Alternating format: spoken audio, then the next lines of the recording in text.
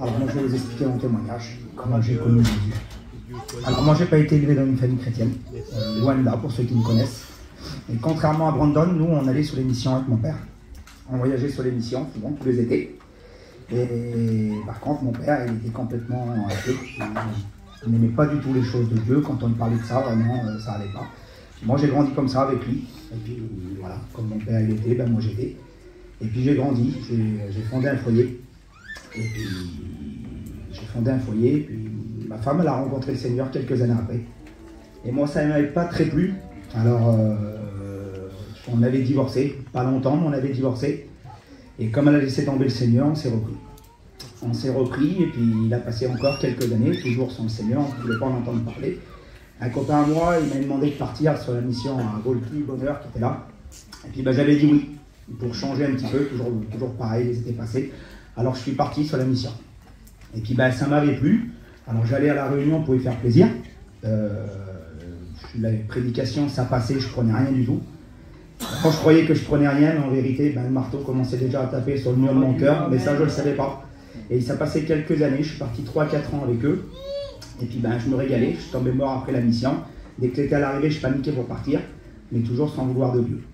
Toujours sans vouloir de Dieu. Puis les étés ont passé, ça a suivi, on a eu des petits bébés. Et je suis parti en 2016 avec cette mission-là, avec Starkey Gershom, avec les copains. Et pareil, l'été elle a passé, j'aimais bien, mais toujours pareil, toujours pas vouloir de Dieu. On faisait des petits repas avec les copains, on buvait un petit verre, sans faire trop de mal. Mais on ne voulait pas du Seigneur. Et puis je suis revenu encore sur cette mission en 2018 avec un copain à moi qui est là ce soir. Et un matin on a assisté à une réunion. Allez, on a assisté à un culte, c'était Gershom qui l'avait fait, c'était à Lure. Et là c'est la première fois de ma vie que j'ai rencontré le Seigneur, que j'ai ressenti sa présence. C'était vraiment particulier, comme c'est la première fois, je ne connaissais pas. Je ne suis pas resté dans la réunion, je suis parti, je me suis sauvé, avec le respect que je vous dois. J'ai été boire, on a rentré tard, j'en voulais pas du tout, j'ai repoussé ça loin. J'aimais ma vie elle était belle, je faisais rien de mal, mais je voulais pas du Seigneur. Et les années ont passé, je suis plus parti, on a eu quelques problèmes. Je ne suis pas parti jusqu'à l'année dernière. L'année dernière, je suis parti dans cette mission-là, et cette année dernière, là, c'était vraiment particulier. C'était vraiment particulier parce que j'avais jamais été à Agen. Et je voulais rencontrer le Seigneur, là c'était plus pareil. Voilà, ma vie elle me plaisait plus. Le Seigneur changeait ma vie tout doucement, vraiment, c'est il changeait ma vie. Et j'ai été à Agen, j'avais jamais été de ma vie. Et j'ai dit, tiens Seigneur, je vais essayer de te rencontrer cette année. Alors j'ai été à Agen, j'allais pas dans les grandes réunions sous le chapiteau, mais le soir tard, j'ai esquivé mes copains et j'allais dans les petites réunions sous les petits chapiteaux, j'essayais de faire une expérience avec le Seigneur. J'arrivais pas, je ressentais rien du tout, c'était difficile pour moi, j'étais vraiment fermé. Et je suis parti comme ça en mission. J'étais un garçon qui était malade des reins, beaucoup malade des reins. Et puis je me suis fait opérer dans la mission l'année dernière. Puis j'étais mal pris, je devais rentrer chez moi. Et puis je ne suis pas rentré, j'ai resté, j'ai persévéré. Je voulais rencontrer le Seigneur. Et il y a un garçon qui a prié pour moi. Et de là, j'ai été délivré. J'ai rien ressenti de particulier, mais je l'ai su avec la foi que j'avais. Je le savais que j'étais délivré. J'étais pas guéri, excusez-moi. J'étais guéri. Mais je n'ai rien ressenti de particulier, mais je le savais que j'étais guéri. C'était sûr pour moi. Et l'été, elle a passé comme ça. Je suis rentré chez moi, j'ai subi les opérations que je devais subir. Et puis j'ai fait des scanners de mes reins, puis le docteur me l'a dit, il n'y a plus rien dans les reins. Les reins, c'est comme s'il n'y a jamais rien eu du tout. Et ça s'est passé. Et puis de là, et quand je buvais, ça revenait souvent cette maladie. Alors j'ai dit, je vais aller boire, et puis je vais voir si ça revient. Et puis j'ai été boire, j'ai rentré tard, très tard. Et puis le lendemain, j'étais dans le lit et j'attendais.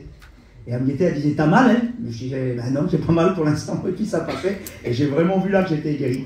Et pas pour ça que je me suis mis chrétien. J'ai continué jusqu'au séminaire, là, au mois de janvier qui a passé. Je suis venu au séminaire et bon, il y avait des réunions. C'était pas comme d'habitude, c'était plus loin les réunions. Alors je faisais l'effort le matin, j'allais aux réunions, comme un chrétien. J'allais aux réunions. Et moi, je le dis toujours dans mon témoignage, je me suis dit, un jour, quand je me mettrai chrétien, ce sera quand un pasteur de ma mission qui prêchera. C'était pas quelqu'un d'autre, je voulais pas moi. Je voulais que ce soit un pasteur de ma mission. Et les pasteurs de ma mission, ils défilaient les uns après les autres à la neige, et puis toujours rien. Je ne vais pas passer à côté de ça, je ne vais pas redescendre. Si je redescends de la neige, que je ne suis pas chrétien, plus jamais de ma vie je rentre dans une réunion. Plus jamais de ma vie de mes jours. Puis ça, le Seigneur l'avait écouté. Je suis rentré dans une réunion un soir, c'était pas un pasteur de ma mission du tout, qui prêchait. Et il a prêché avec un gobelet d'eau. Il avait un gobelet d'eau à moitié plein. Et puis il remettait toujours de l'eau. Et il disait, alors tu as des copains, toute ta compagnie, c'est des chrétiens. Alors il mettait un peu d'eau. Il dit, t'as été cet été en mission. Alors il remplissait, alors c'était le cœur, le gobelet. J'avais été dans un séminaire en Italie. Il dit, tu vas à l'étranger, dans l'œuvre de Dieu. Alors il remettait un petit peu d'eau. Et il dit, il manque plus que ça. Il a fait déborder le gobelet. Il a dit, il faut laisser ton cœur déborder de la présence de Dieu. Il prêchait, je voulais lever ma main. J'étais rempli de la présence de Dieu, je mourais pour lever ma main, et je ne pouvais pas être en train de prêcher. L'ennemi murmurait toujours à mon oreille, toujours pareil. Et comme il a fini de prêcher, qu'il a fait l'appel, le garçon, j'étais glacé, plus rien du tout, je ne voulais plus lever ma main. Je dis, ça ne va pas recommencer encore une fois, je ne vais pas m'en aller encore d'ici, puis je ne vais pas donner mon cœur à Dieu. Et puis une prophétie a salvé, et puis là le Seigneur a dévoilé ma vie, m'a parlé face à face. Il m'a dit, t'as voulu la guérison, je t'ai guéri de ta maladie. Tu traînes que avec les chrétiens, tu es dans mon œuvre année sur année. Il dit, c'est aujourd'hui le jour de ton salut, il faut saisir la grâce de Dieu. Alors, j'ai pas demandé mon reste, il y a eu un appel, c'était pas encore un pasteur de ma mission. J'ai levé ma main, j'ai saisi l'appel de Dieu, j'ai donné mon cœur au Seigneur. J'ai pas vu d'ange, j'ai rien vu du tout. Mais j'ai ressenti vraiment que j'appartenais au Seigneur quand j'ai fait l'acte d'obéissance. Alors, ça passait 2 jours. Andy il a prêché sur les cadeaux. Je me suis levé au milieu, j'ai reçu le baptême du Saint-Esprit. Le baptême du Saint-Esprit. Il m'a délivré de la cigarette. Alléluia. Aujourd'hui, je suis un chrétien. Mon père, il était athée. Ils sont venus me rejoindre un mois. Il y a ma mère qui s'est donnée à Dieu, mon père qui a donné son corps à Dieu. Le Seigneur, tout ce que je demande, il me le donne. Je suis fier d'être un soldat de l'armée de Dieu. Je me dis, Seigneur, que c'est vraiment vrai. Celui qui n'a pas fait une expérience avec le Seigneur, il ne faut pas hésiter. Parce que c'est vraiment la vérité. Que Dieu le bénisse. Gloire à Jésus, amen. Gloire à Dieu. On écoute la chorale, nous chantons le dernier cantique. On écoute la bonne parole de Dieu ce soir, amen.